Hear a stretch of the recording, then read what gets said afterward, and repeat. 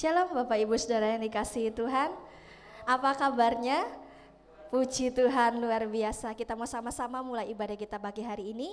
Kita akan berdoa bersama-sama. Terima kasih Bapak yang baik buat kasih-Mu, buat anugerah-Mu. Kami boleh bangun dengan tubuh yang sehat, itu semua karena kebaikan-Mu Tuhan. Pagi hari ini Bapak, kami mengucap syukur, kami menaikkan puji-pujian kami kepada-Mu Tuhan, Raja di atas segala raja. Kami mau membawa pujian kami mau bernyanyi bagi Engkau Tuhan.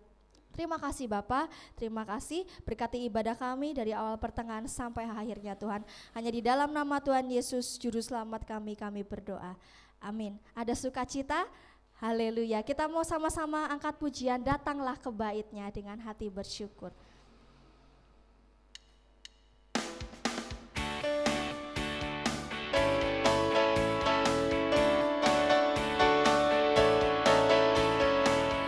Datanglah ke bait-Nya dengan hati bersyukur, ke dalam pelataran-Nya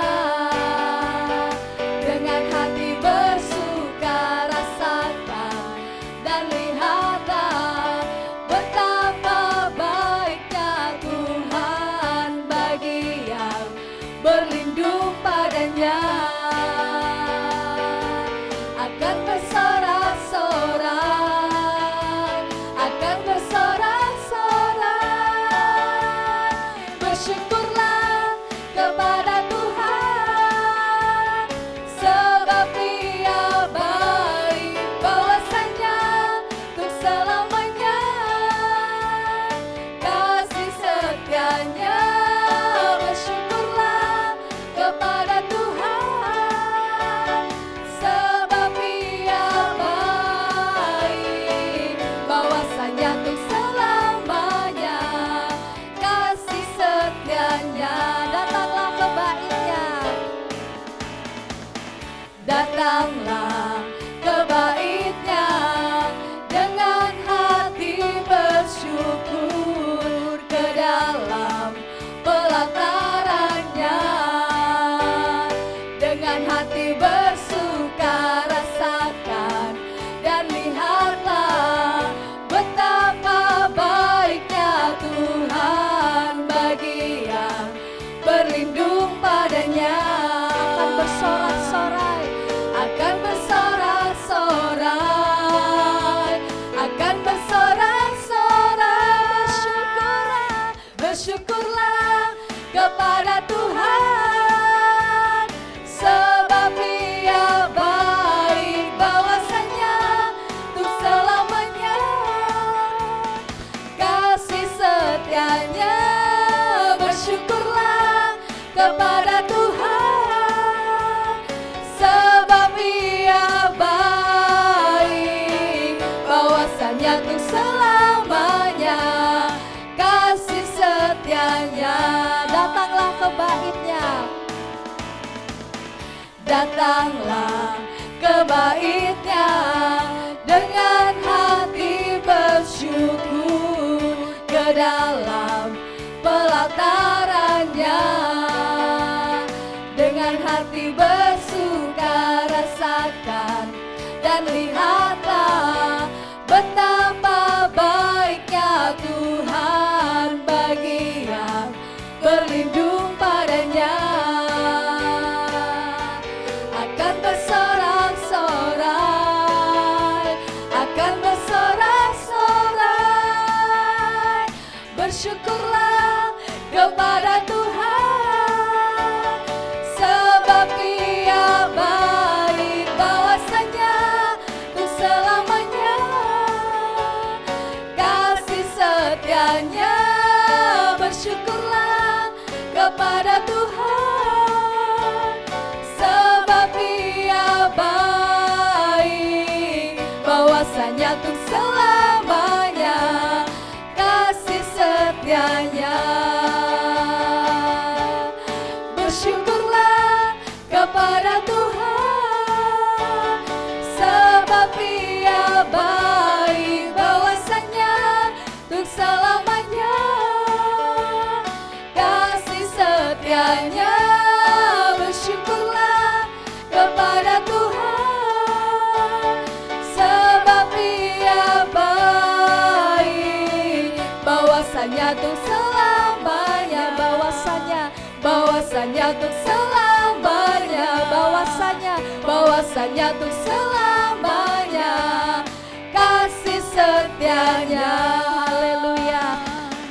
memiliki Tuhan yang luar biasa, Tuhan yang baik, amin. Haleluya, kita siapkan hati kita untuk mendengarkan firman Tuhan. Karena Tuhanlah kekuatan kita, tempat perlindungan kita. Saat badai menerpa, Dialah Tuhan yang tetap ada di samping kita. Haleluya Yesus.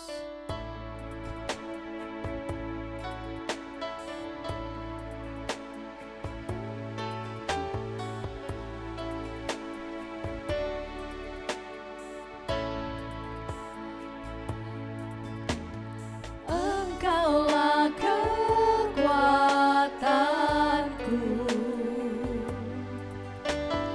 tempat perlindunganku.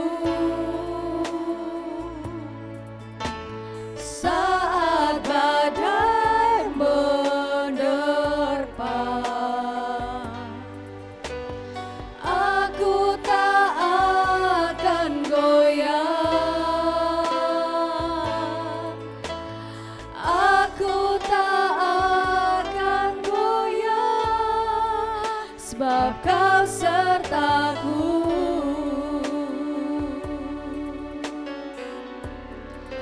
Sejauh langit dari bumi, begitu besarnya kasih-Mu. Penuhi hati kami yang rindu menyembah-Mu, Yesus. Sejauh langit dari bumi, begitu besarnya kasih-Mu. Kaulah Tuhan, kekuatanku, sukacitaku.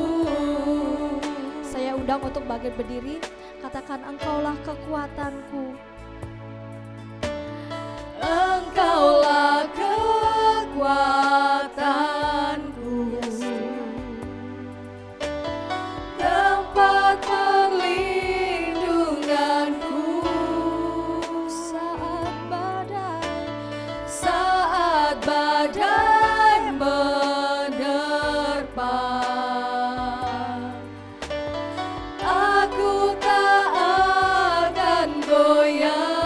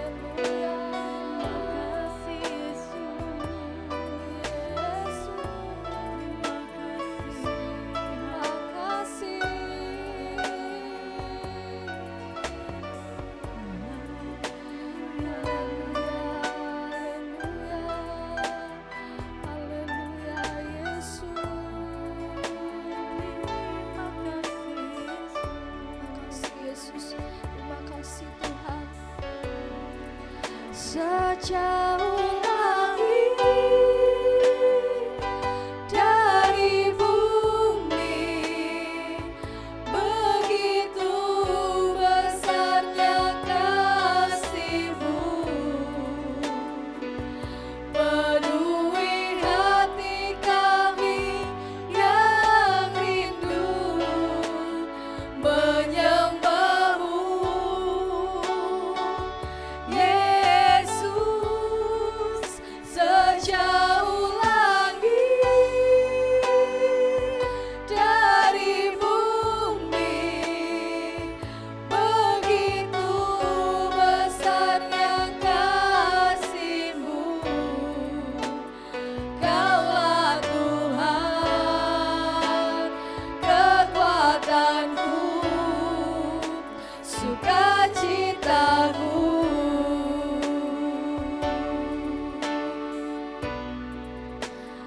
Kaulah Tuhan, kekuatanku, sukacitaku.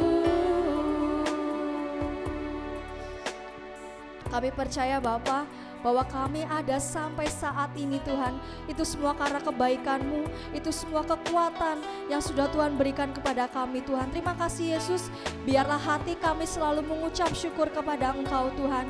Biarlah puji-pujian kami naikkan, boleh menyenangkan hati Engkau Tuhan. Dan bila sebentar kami akan mendengarkan firman-Mu, Tuhan urapi hamba-Mu yang akan menyampaikannya Tuhan. Terima kasih Tuhan, terima kasih sehingga firman yang disampaikan boleh kami terima dan kami lakukan dalam kehidupan kami. Kami siap untuk menerima firman Tuhan hanya di dalam nama Tuhan Yesus, Juru Selamat kami sudah berdoa. Haleluya, amin. Sebelum kita akan menerima berkat dari firman Tuhan, kita akan baca di dalam Wahyu pasal yang pertama ayat yang ketiga. 1, 2, 3. Berbahagialah ia yang membacakan dan mereka yang mendengarkan kata-kata nubuat ini dan yang menuruti apa yang ada tertulis di dalamnya, sebab waktunya sudah dekat. Amin. Silakan duduk, waktu dan tempat saya persilakan.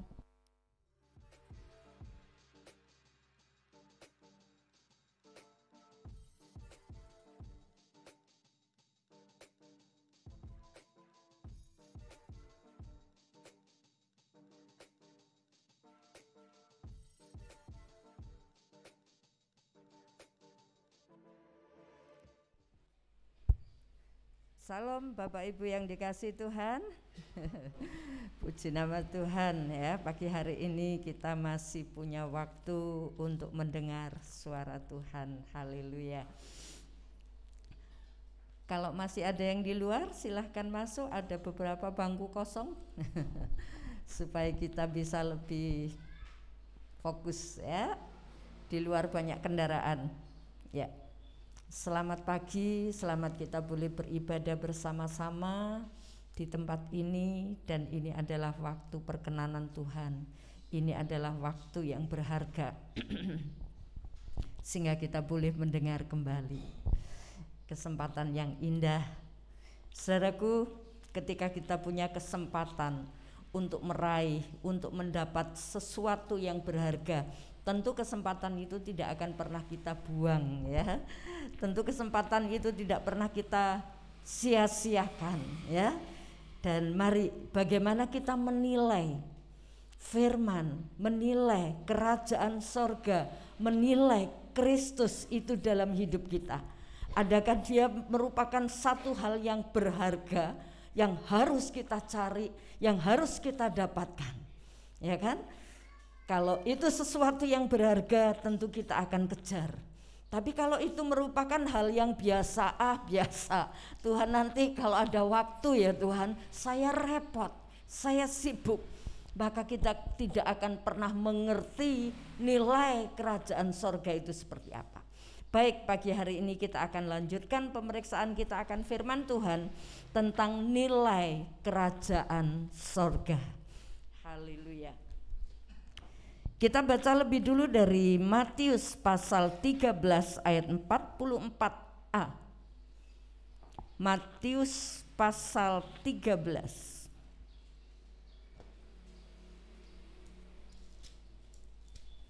Kalau sudah menemukan, mari kita akan berdiri dan membacakan Matius 13 ayat 44a disambung ayat 45.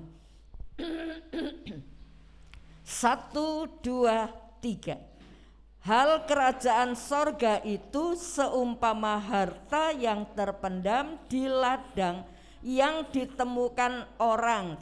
N45. Demikian pula hal kerajaan sorga itu seumpama seorang pedagang yang mencari mutiara yang indah. Amin. Silakan duduk.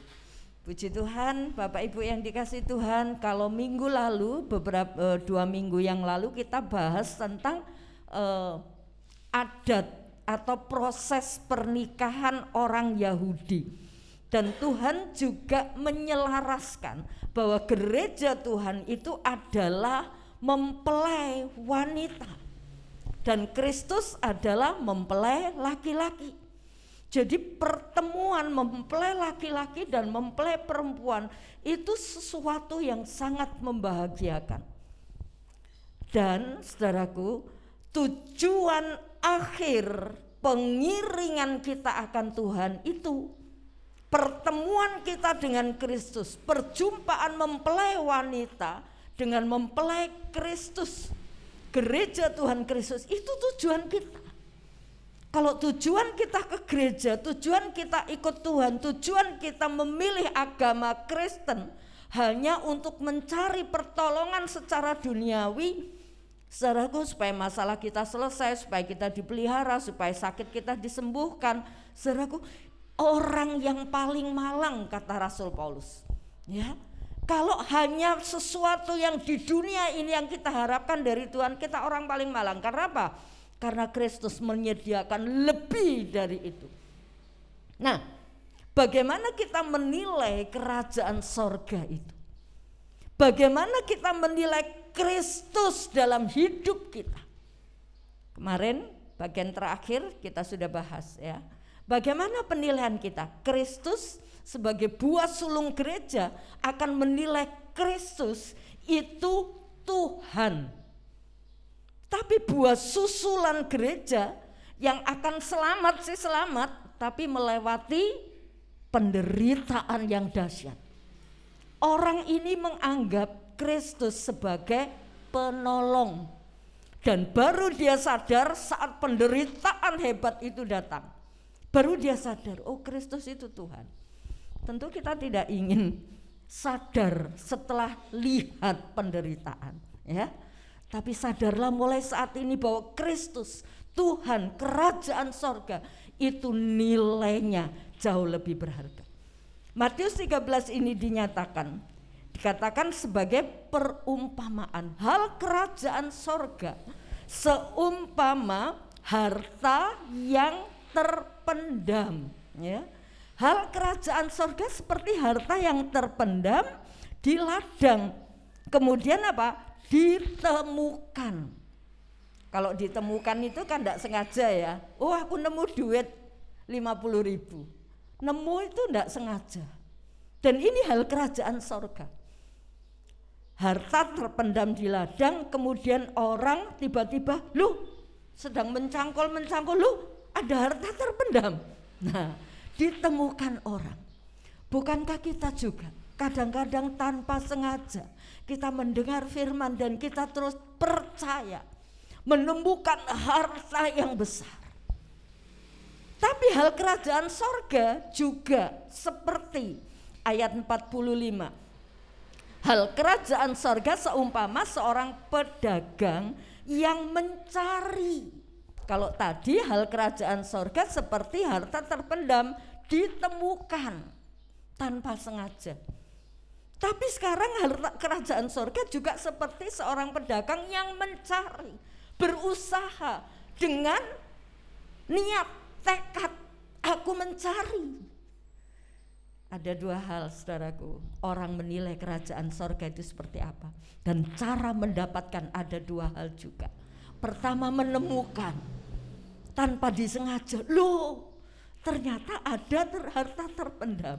Ya, puji nama Tuhan. Nah saudaraku, ya mari kita belajar Bagaimana ada dua hal yang kita pelajari, harta yang ditemukan, maksudnya ditemukan tanpa sengaja, ya, ayat 14. Nah, bagaimana kita menilai barang yang ditemukan ini tadi? Saya pernah memberi amplop putih biasa kepada seorang anak kecil, keponakan saya, cucu ponakan. Nah, setelah dia lihat amplop putih dibuka, nggak ada artinya buat saya, buang. Mamanya tahu nilai amplop putih ini ada isinya. Mamanya tahu, loh jangan dibuang. Nah saudaraku, anak kecil menemukan, mendapat sesuatu, dianggap nggak ada harganya. Tapi mamanya tahu. Pertanyaannya buat saudara dan saya, ketika kita menemukan Kristus, bagaimana kita menilainya? Ini harta yang berharga, harta yang terpendam, atau Kristus? Ya, aku datang kalau aku perlu saja. Aku menyembah Tuhan kalau aku sedang dalam gundah gulana. Aku mencari Tuhan. Apakah Kristus penilaian kita? Kristus hanya sebagai penolong. Tidak bedanya dengan seorang pembantu. Tolong ya, tolong belikan ini. Saudaraku, bagaimana kita menilainya? Ya, kita mau periksa. Bagaimana kita menilai kerajaan sorga? Bagaimana kita menilai harta yang kita temukan itu? Tadi sudah saya umpamakan, seorang anak kecil tidak menghargai amplop yang dia terima. Tapi mamanya tahu dan menghargai, diambilnya. Sekarang saudara sudah menemukan Kristus. Bagaimana saudara dan saya dalam hidup saya? Cara kita menilai itu berpengaruh dalam langkah kehidupan saudara, langkah kehidupan iman kekristenan saudara hari demi hari.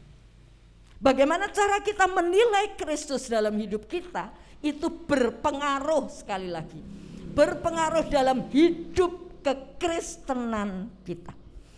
Oke, yang pertama, kita melihat seorang yang menemukan harta terpendam. Ayat 44 saya bacakan lagi, bagian B. Lalu dipendamkannya lagi. Wah saudaraku, sudah nemu harta karun, ngerti loh ada harta karun ya. Tiba-tiba dia mencangkul nemu, duduk, loh apa ini? Ternyata ya, coba gambarnya Mbak Nana. Loh, ada peti berisi mutiara, berisi harta, ya. Anehnya saudara, kalau saudara jadi orang yang menemukan, gimana kira-kira? Dipendam lagi atau langsung diangkat dibawa pulang?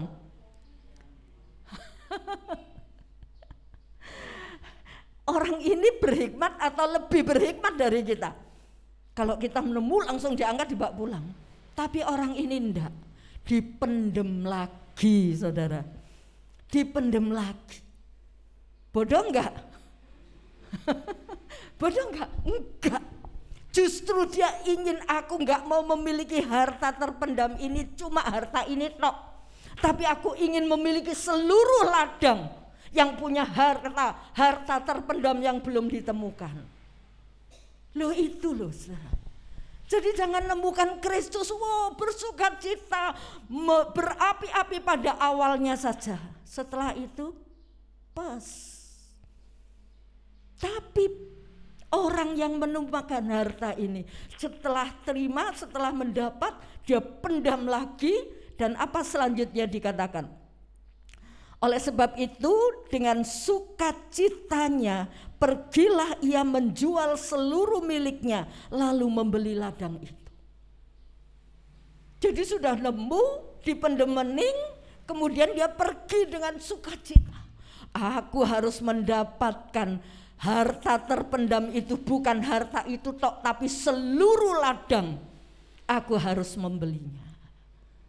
Bagaimana saudara menilai Kristus dalam hidupmu, menilai kerajaan sorga, hidup yang kekal itu dalam hidupmu? Apa kita cuma menilai, puji Tuhan, aku sudah diselamatkan, aku percaya Kristus, puji Tuhan aku diselamatkan, titik. Tidak ada tindak lanjut. Berarti kita menilai kerajaan sorga hanya batas, melihat permukaan saja. Seperti orang yang menemukan ini tadi. Dia tidak puas menumpahkan harta sepetil yang dia lihat itu, tapi seluruh ladang itu dia ingin miliki. Kita baca 2 Petrus 1 ayat 10. Karena itu saudara-saudaraku, berusahalah sungguh-sungguh supaya panggilan dan pilihanmu makin teguh. Sebab jikalau kamu melakukannya, kamu tidak akan pernah tersandung. Sudahkah kita melakukan hal ini, saudara? 2 Petrus mengingatkan, menyarankan. Karena itu tuh apa? Ketika kita dipanggil, dipilih oleh Tuhan, kita menemukan Kristus sebagai harta yang besar dan berharga. Karena itu, saudara-saudara, berusahalah. Berusaha itu apa sih, saudaraku? Berusaha itu mengeluarkan keringat, tenaga, korban, uang. Orang yang menemukan harta ini loh, dia sukacita sampai dia berusaha ingin mendapatkan ladang. Dipendem maning, dipendem lagi. Dia tidak mau dapat harta yang cuma dia temukan, dia lihat permukaan itu saja. Ya. Jadi berusahalah sungguh-sungguh. Aduh, saudaraku, banyak orang berkata, iya saya sudah berusaha, tapi enggak sungguh-sungguh. Sampai akhirnya halangan itu yang menang, hambatan itu yang menang, dan kita yang kalah. Dan kita cerita kepada banyak orang, aku sudah berusaha loh, tapi enggak bisa. Usaha ini sungguh-sungguh apa enggak? Ya, berusahalah sungguh-sungguh supaya apa? Panggilan dan pilihanmu makin teguh. Kenapa banyak orang undur dari Tuhan? Kenapa banyak orang meninggalkan Tuhan? Karena menganggap nilai kerajaan surga itu tidak ada artinya. Kenapa banyak orang bisa mundur, menjauh dari Tuhan? Kenapa? Karena dia tidak berusaha sungguh-sungguh. Yang akhirnya dia melihat dunia begitu menyenangkan. Haleluya, puji Tuhan. Jadi saudaraku, harta yang dipendam lagi, ya, tujuannya apa? Untuk memiliki seutuhnya secara benar. Kalau nemu harta di ladang orang kemudian diambil, itu namanya apa? Namanya apa? Nemu harta terpendam di ladang orang, kemudian kita ambil, namanya enggak jujur kan? Mencuri. Nah, dia berusaha mendapatkan secara benar. Dia enggak mau mencuri, dia mau membeli ladang itu. Haleluya, puji nama Tuhan. Dia ingin memiliki seutuhnya. Adakah saudara juga ingin melihat, mengenal Kristus seutuhnya, atau cuma permukaan tok? Dan ayat ini berkata, sebab jikalau kamu melakukannya, kamu tidak akan pernah tersandung. Tersandung artinya gagal mengiring Kristus sampai akhir. Mungkin masih tetap ke gereja, tapi hatinya udah jauh dari Tuhan. Bahaya. Yang kedua, bagaimana kita menilai harta yang kita temukan tadi, ya? Apakah kita menilai, oh ini barang berharga, tak pendem, saya ingin mendapatkan seutuhnya, atau seperti itu? Atau kita ambil, ya sudahlah kita ambil sedikit saja sudah punya nilai kok. Saya ambil mutiaranya 1 renteng saja dijual, oh itu sudah cukup kaya. Apa itu? Atau kita ingin memiliki seutuhnya. Nah, akhirnya orang ini yang nemukan tadi kan sukacita. Sukacita yang didapat oleh karena Kristus itu jauh melebihi segala-galanya. Kita melihat satu kisah dari Lukas 19 ayat 6. Lalu Zakeus segera turun dan menerima Yesus dengan sukacita. Ya. Zakeus dapat apa sih dari Tuhan? Kita semua tahu ya kronologi Zakeus itu seperti apa. Ketika dia ingin berusaha menemukan Yesus, melihat Yesus, dia naik berusaha.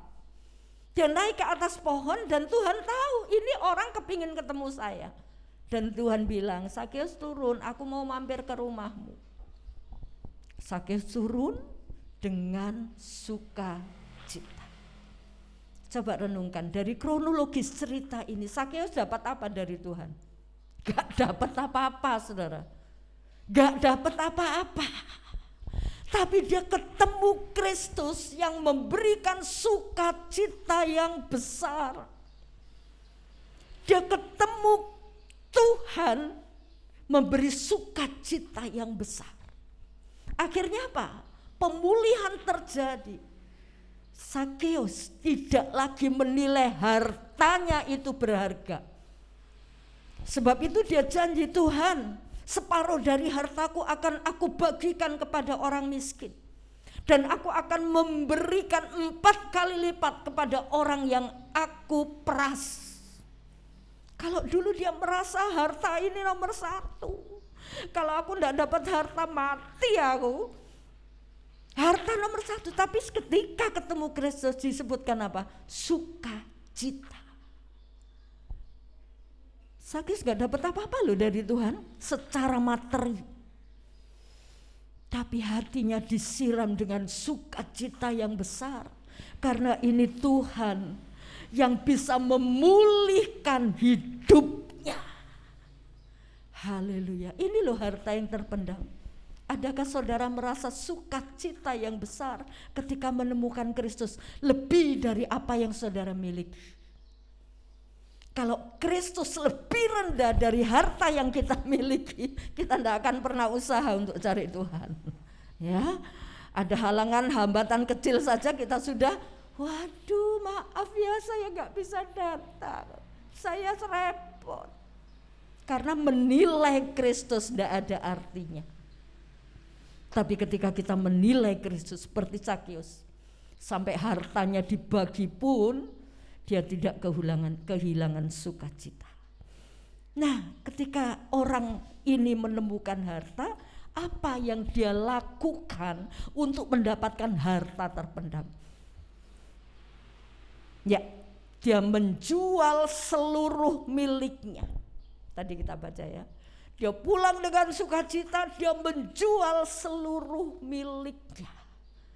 Wow, dia berani kehilangan apapun yang dimilikinya, asal dia mendapat harta terpendam. Satu usaha, satu tekad yang luar biasa. Haleluya.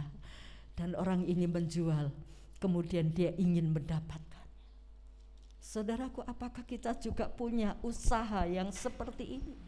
Walaupun saudara tidak harus menjual apa yang jadi milik saudara, tapi apakah saudara punya tekad, niat untuk ketemu Tuhan seperti semangat orang ini? Wes, aku nggak dapat apa-apa, nggak apa-apa, aku nggak bisa ini, nggak apa-apa, yang penting iki loh nomor 1, aku mau ketemu Tuhan. Aku mau menemukan harta ini. Haleluya, puji Tuhan. Filipi 3 ayat 8. Malahan segala sesuatu kuanggap rugi karena pengenalan akan Kristus Yesus Tuhanku lebih mulia daripada semuanya. Oleh karena dialah aku telah melepaskan semuanya itu dan menganggapnya sampah supaya aku memperoleh Kristus. Iya, aku menganggap sampah apa yang sudah aku terima. Loh, ini Paulus loh yang cerita, yang ngomong. Siapa Paulus? Dia orang kaya. Siapa Paulus? Dia orang berpendidikan. Haleluya. Sampai dia berkata, semuanya aku anggap sampah, gak ono arti. Sampai dia rela dianiaya demi mendapatkan ini loh, Kristus. Semuanya aku anggap rugi. Haleluya, ini loh sedemikian besar usahanya untuk ketemu Tuhan. Karena ada nilai besar. Bukan Kristus sebagai penolong, tok. Tapi Kristus yang menyelamatkan, membebaskan kita dari penghubungan kekal. Saudaraku, jangan terlambat menyesalnya ya. Setelah kita menilai Kristus cuma penolong, cuma sebagai orang yang bisa menolong kita dengan kuasanya, kemudian ketika satu saat kita dipanggil Tuhan, kita nggak ketemu Kristus, jangan menyesal terlambat ya. Tapi mulai saat ini hargai Kristus. Dan Rasul Paulus mengatakan, semua aku anggap rugi, bahkan aku anggap sampah karena pengenalan akan Kristus. Haleluya. Bagaimana kita menilai Kristus itu? Puji Tuhan. Dan ini orang yang menemukan tanpa sengaja, tapi dia menghargai, dia tahu ini nilainya besar. Ini nilainya besar. Kalau saya baca sejarah tahun 65, saudaraku, bulan-bulan September akhir itu, saya melihat orang ingin meraih kekuasaan, orang ingin menduduki kekuasaan, menyikut sana nyikut sini, bahkan tidak segan-segan membunuh. Karena apa? Ingin menerima harta dalam dunia, kekuasaan dalam dunia. Kalau sudah ketemu sekarang hidup yang kekal, pasti dia menyesal. Ternyata harta kekuasaan yang saya terima gak bisa menolong menyelamatkan kita. Sebab itu hargai kerajaan sorga yang sudah saudara dan saya temukan. Selanjutnya kita akan periksa tentang mutiara yang dicari. Ayat 45 dari Matius 13 tadi, ayat 45, hal kerajaan sorga itu bukan harta yang terpendam yang ditemukan orang, tapi demikian juga hal kerajaan sorga seperti seumpama seorang pedagang yang mencari mutiara yang indah, bukan mutiara ecek-ecek ya, tapi mutiara yang indah. Tentu dia dengan usaha yang demikian rupa. Nah pertanyaannya, kenapa? Kenapa orang ini mencari? Kenapa saudara mencari? Kenapa saudara datang ke gereja? Kenapa saudara baca firman Tuhan? Adakah itu cuma perintah pendeta? Ayo datang rajin ke gereja. Ayo baca Alkitab. Tapi tanpa hati yang mencari,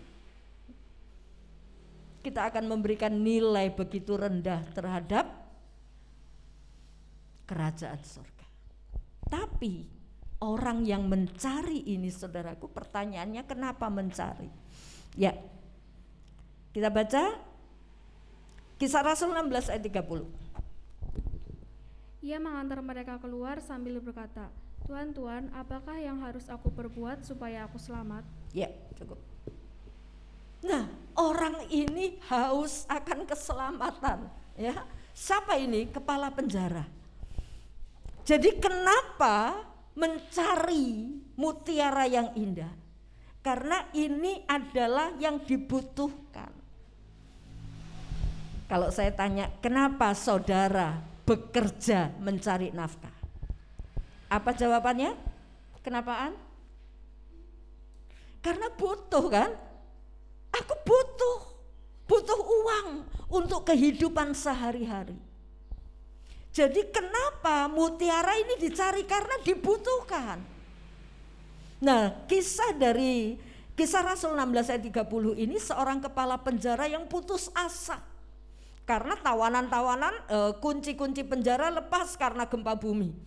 Dan tawanan-tawanan diperkirakan lepas karena pintu-pintu terbuka. Kemudian dia putus asa, daripada aku nanti tanggung jawab dan aku harus dibunuh, aku mau bunuh diri lebih dulu. Tapi Di dalam penjara itu ada anak-anak Tuhan, hamba-hamba Tuhan yang melihat orang mau membunuh dirinya, nyaris binasa. Tolong jangan bunuh diri, jangan bunuh diri. Kami semua ada di sini. Jangan bunuh diri, Bu. Sampai dia merasa, wow. Terus dia tanya, apa yang harus aku lakukan supaya aku selamat? Adakah pertanyaan ini ada di benak saudara? Apa yang harus aku lakukan supaya selamat? Berarti orang ini membutuhkan kerajaan sorga, membutuhkan keselamatan. Dan jawabannya adalah percayalah kepada Tuhan Yesus. Engkau dan seluruh keluargamu akan selamat. Seringkali kita tidak datang dengan mencari, membutuhkan. Seringkali kita tidak pernah bertanya dalam pikiran kita, apa yang harus aku perbuat supaya aku selamat. Ini penting. Haleluya. Kalau ini tidak ada pertanyaan dalam benak saudara, maka saudara akan menjadi pengikut Kristus yang lenggang kangkung, yang asal-asalan, gak mentaati firman Tuhan, gak masalah. Tapi kalau pertanyaan ini ada di dalam benak kita, apa yang harus aku perbuat supaya aku selamat? Ini harta terpendam yang aku cari. Selanjutnya kita baca Matius 19 ayat 16. Ada seorang datang kepada Yesus dan berkata, Guru, perbuatan baik apakah yang harus kuperbuat untuk memperoleh hidup yang kekal? Ya, seorang muda, dan ini ditafsirkan adalah Paulus muda, ya, seorang muda. Dia tanya, Guru, apa yang harus aku perbuat supaya aku beroleh hidup yang kekal, kerajaan sorga? Dan Tuhan bilang, hukum Taurat ini lakukan, jangan membunuh, jangan berzina, jangan berbohong, dan lain sebagainya. Dia bilang apa? Sudah, kalau itu sudah aku lakukan. Perbuatan baik sebaik apapun, saudaraku, tidak akan pernah mengangkat saudara untuk menerima keselamatan. Buktinya anak muda ini, itu sudah aku lakukan, katanya. Jawabnya, aku sudah melakukan yang terbaik. Aku enggak bohong, aku berbuat baik kepada orang lain, aku peduli, aku berbelas kasihan, aku enggak pernah menyakitkan. Tapi itu enggak cukup, saudara. Enggak cukup untuk mengangkat kita diselamatkan.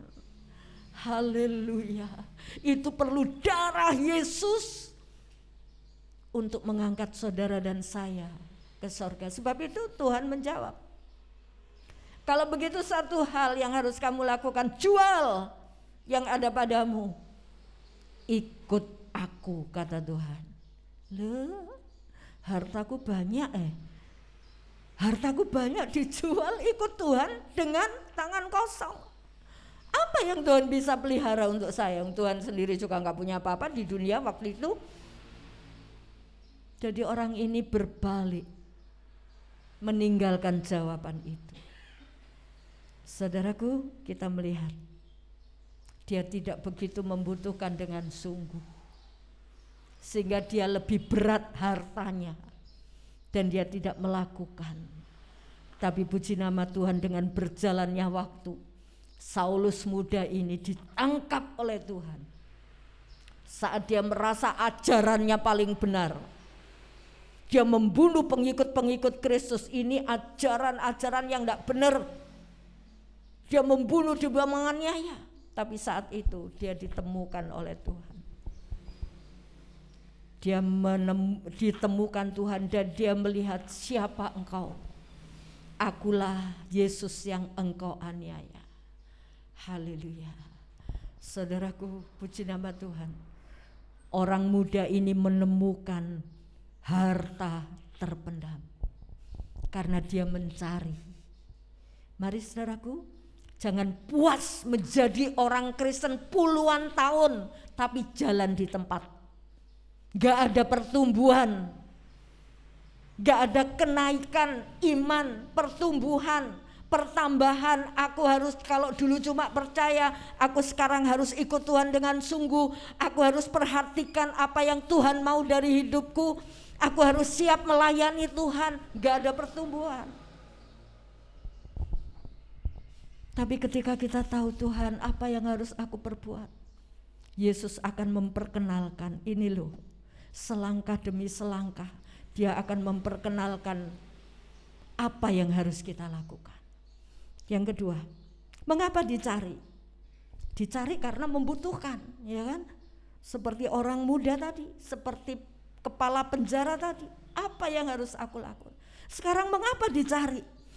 Karena yang dimiliki itu bukan barang berharga. Punya mutiara tapi enggak berharga, ya. Sebab itu dia cari mutiara yang indah. Pertama tadi mengapa mencari? Karena membutuhkan. Yang kedua kenapa mencari? Karena yang dipunyai itu mutiara yang enggak berharga. Coba kita baca Matius 20 ayat 32 dan 33. Matius 20. Silakan.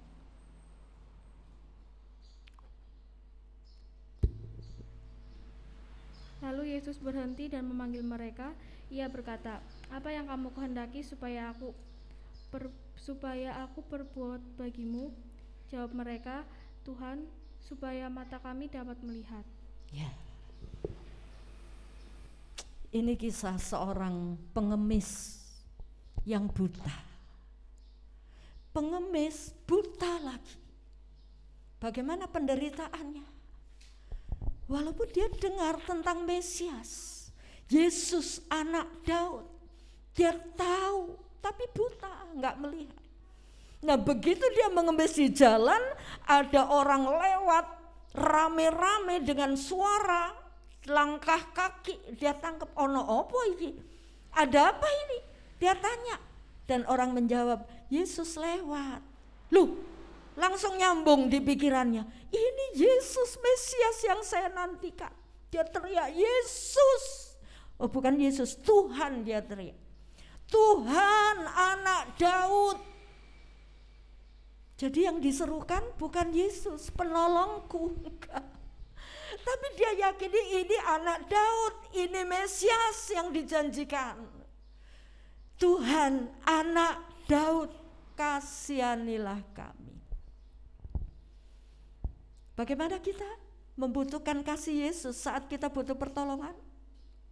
Atau seluruh hidup kita membutuhkan Kristus? Dia teriak, Yesus Tuhan anak Daud, kasihanilah kami. Tapi orang banyak itu berisik. Dan Tuhan bilang, Tuhan tanya, apa yang kamu mau untuk aku perbuat? Tuhan tanya loh. Dan Tuhan tanya kepada saudara dan saya, apa yang Tuhan mau lakukan, perbuat untuk saudara? Hal yang terpenting, sembuhkan saya. Itu sebatas di dunia. Kalau Tuhan tanya, apa yang kamu mau untuk aku perbuat? Berkati saya berlimpah-limpah Tuhan, itu sebatas di dunia. Tapi orang buta, pengemis buta ini berkata, buka mataku untuk aku melihat. Dia tidak lagi minta uang walaupun dia pengemis, tapi dia tahu apa yang dibutuhkan lebih dari uang, melihat Yesus. Bagaimana saudara dan saya? Berapa tahun kita ikut Tuhan? Sudahkah kita melihat Yesus sebagai Tuhan, atau hanya sebagai penolong yang memberkati kita, mencukupi kita, menyembuhkan kita? Apa kita melihat dia sebagai Tuhan yang menyelamatkan kita? Haleluya. Mari kita memiliki iman. Ini orang buta tapi minta sesuatu yang berharga. Dia mencari karena yang dia punya itu tidak berharga. Sekalipun aku ngemis di sini, aku punya uang banyak, Jangan dikira orang pengemis itu tidak punya uang, saudara. Kadang-kadang dia merantau ke Jakarta, ke kota besar untuk mengemis. Ternyata di rumah punya rumah bertingkat. Bisa jadi itu. Ini pengemis buta ini. Aku punya banyak hal mungkin.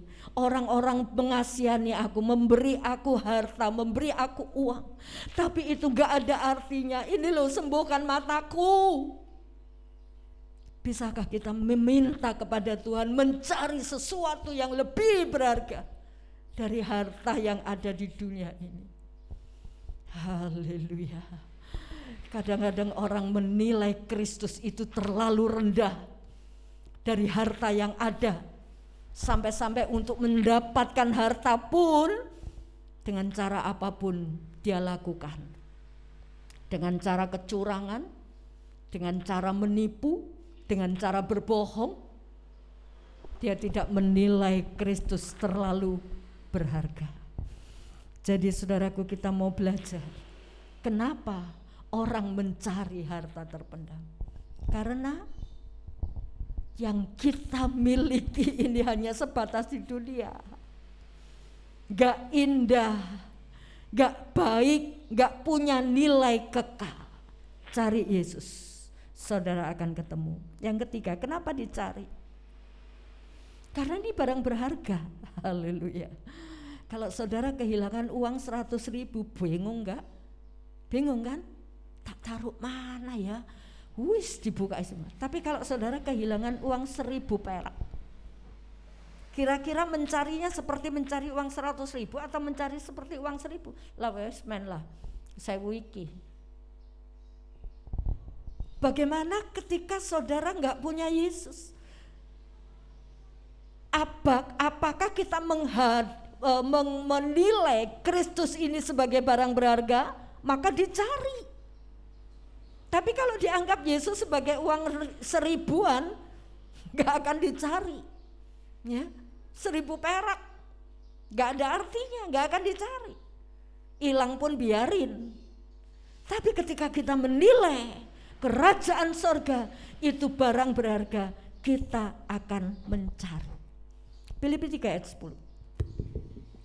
Yang ku kehendaki ialah mengenal Dia dan kuasa kebangkitannya dan persekutuan dalam penderitaannya, di mana aku menjadi serupa dengan Dia dalam kematiannya. Haleluya. Yang ku kehendaki. Apakah Bapak Ibu juga menghendaki hal demikian? Apa yang dikehendaki? Mengenal Kristus. Haleluya. Yang ku kehendaki ialah mengenal Dia dalam kuasa kebangkitannya dan persekutuan dalam penderitaannya, di mana aku menjadi serupa dengan Kristus. Apakah ini kita kejar? Menjadi serupa dengan Kristus ini akan menjadi niat kita untuk mengejarnya, atau kita nggak bisa lah angel lah. Ini harta terpendam, kerajaan sorga, punya nilai kekal. Kalau kita menganggap ini barang berharga, kita akan berusaha. Dan Filipi menyatakan, yang ku kehendaki mengenal Dia, bersekutu dengan penderitaannya, untuk menjadi serupa dengan Dia. Wow. Ini yang harus kita kejar, saudara, ya. Jangan sampai kita melihat orang maju, melihat orang bersemangat, melihat orang terbuka untuk melihat apa yang harus dikerjakan. Ya wis ngono lah, sing liyane bae lah. Apakah kita berkata begitu? Apakah kita tidak kedudut?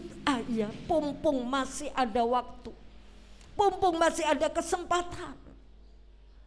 Yang ku kehendaki, haleluya, mengejar, mengenal. Ini barang berharga. Segala jerih lelah saudara tidak sia-sia. Walaupun saat ini kelihatan rugi, membuang, berkorban, ya, tenaganya keluar, ya. Sementara enak-enak tidur lah, enak-enak santai lah, ngurung sepi banget. Saudaraku, tapi segala jerih lelah kita tidak akan hilang. Walaupun kadang-kadang kita kelihatan rugi, tapi Tuhan janji persekutuanmu dengan Tuhan, jerih lelahmu dengan Tuhan tidak pernah sia-sia. Haleluya. Coba renungkan dalam hidup saudara. Apakah saudara benar-benar mencari Kristus, mempelai laki-laki? Apakah ini kita nantikan?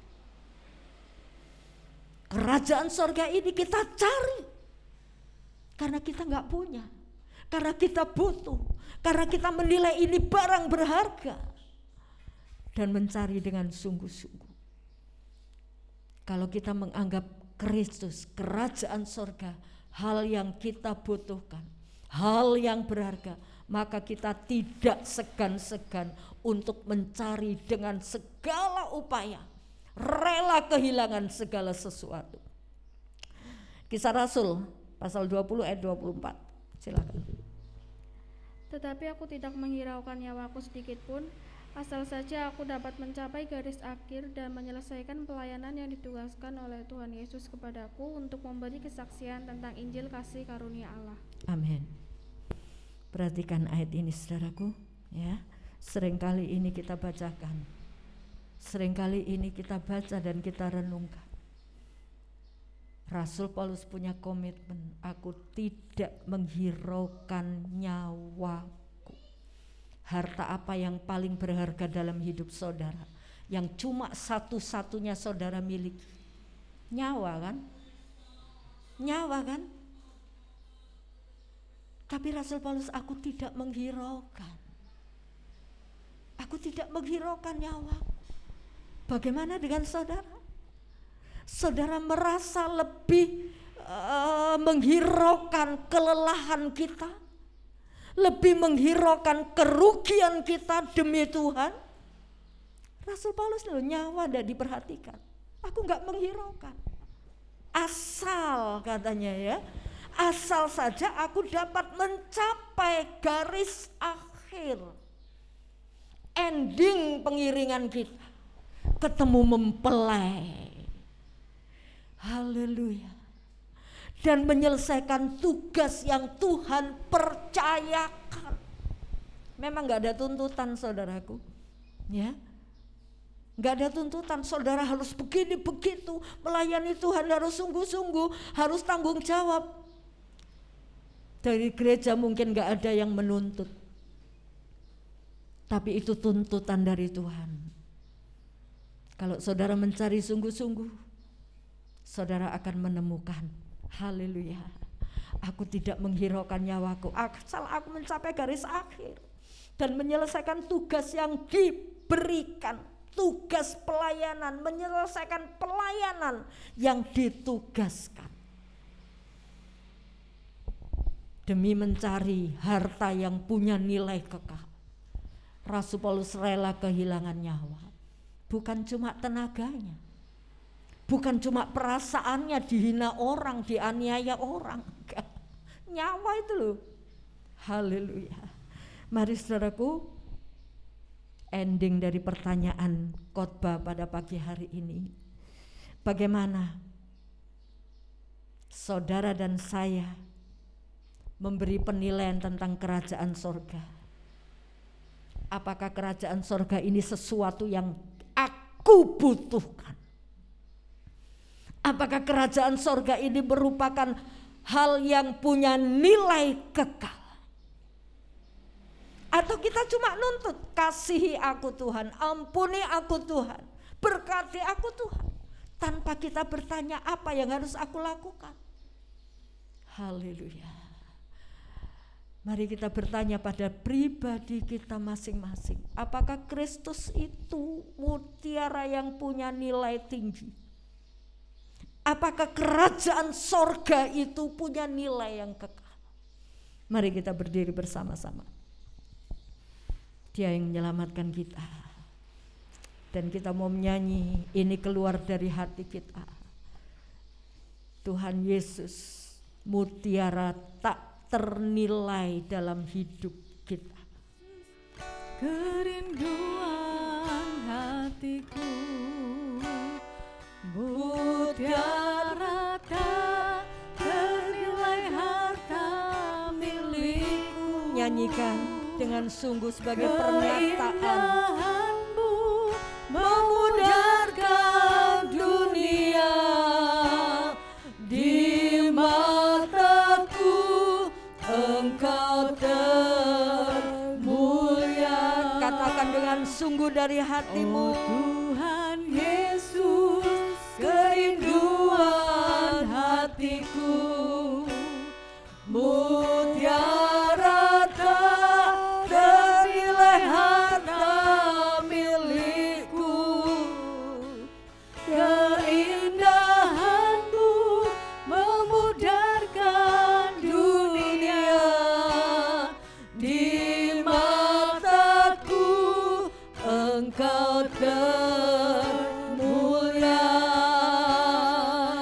Oh Tuhan Yesus, kerinduan Nyanyikan hatiku, sebagai ungkapan mutiara satu ketetapan. ternilai harta Haleluya. milikku. Engkau mutiara tak ternilai. Keindahan-Mu memudarkan dunia, di mataku Engkau termulia.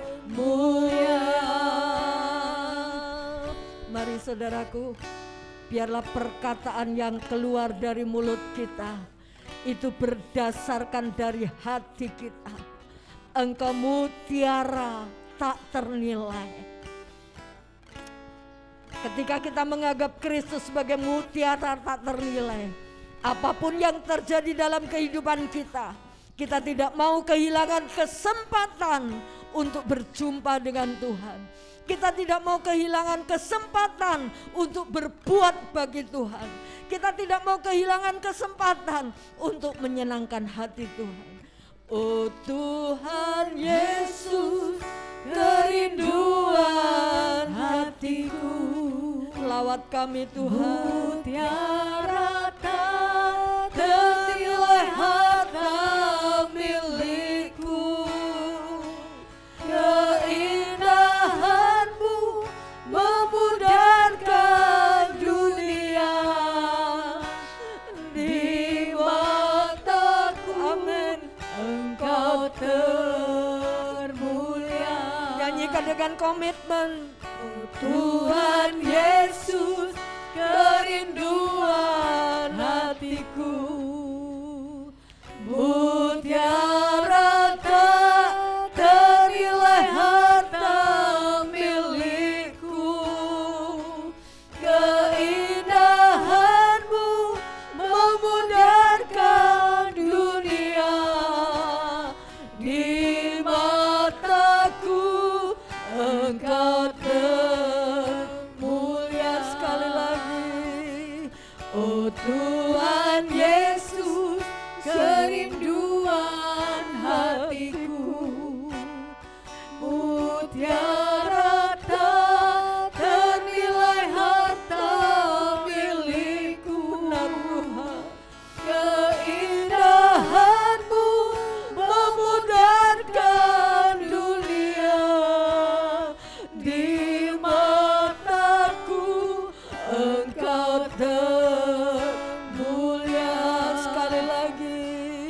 Oh Tuhan Yesus, kerinduan hatiku. Apakah saudara benar-benar rindu? Mutiara tak ternilai harta milikku. Amin Tuhan. Keindahan-Mu memudarkan dunia, di mataku Engkau termulia. Di mataku, Di mataku Engkau termulia.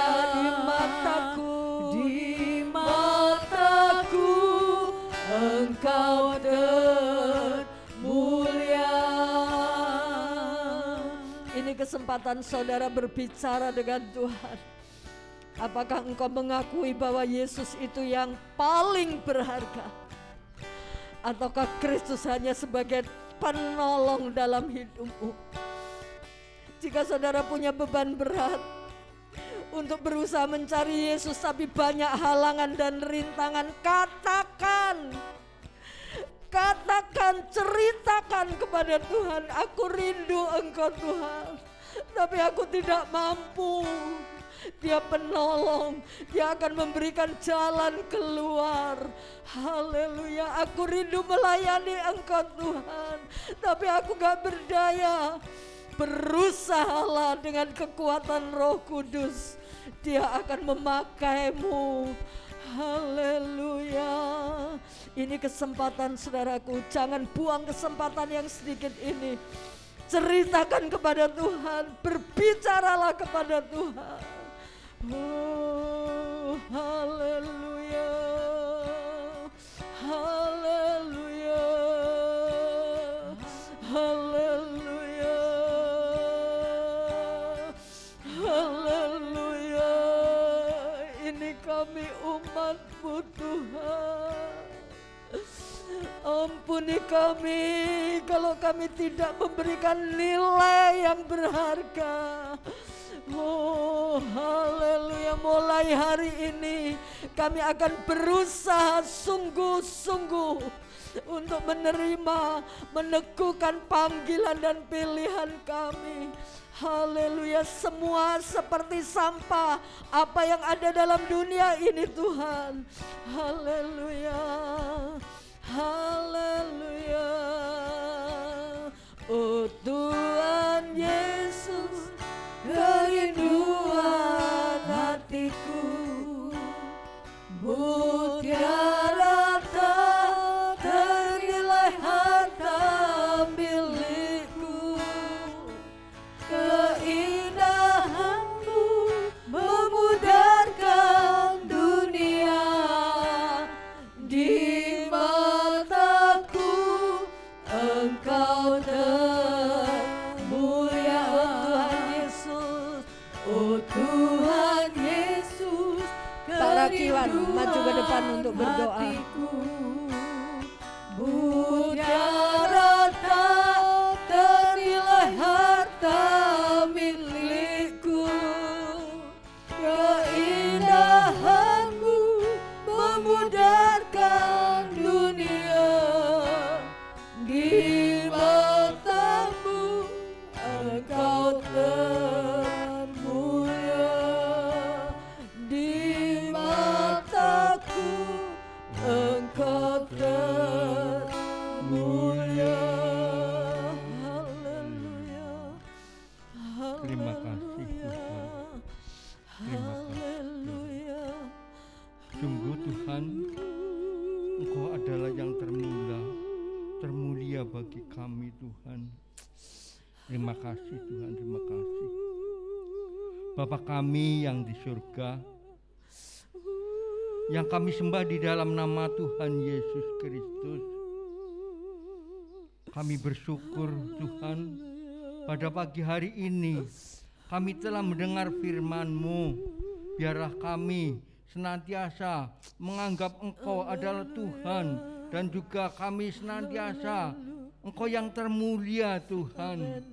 Ampuni kami Tuhan yang mungkin kadang-kadang kurang di dalam Engkau Tuhan, kurang memuji Engkau, kurang memuliakan Engkau Tuhan. Ampuni kami. Terima kasih Bapa, terima kasih. Biarlah Engkau kuduskan hidup kami. Engkau ampuni segala dosa-dosa kami, sehingga kami senantiasa memuji Engkau, memuliakan Engkau senantiasa. Terima kasih Bapa, terlebih juga menyembah Engkau. Engkau adalah Tuhan dan Juru Selamat kami.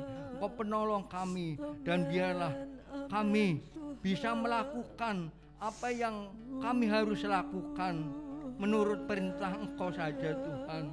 Terima kasih Bapa, terima kasih. Tuhan, hamba-Mu sudah menaburkan firman-Mu.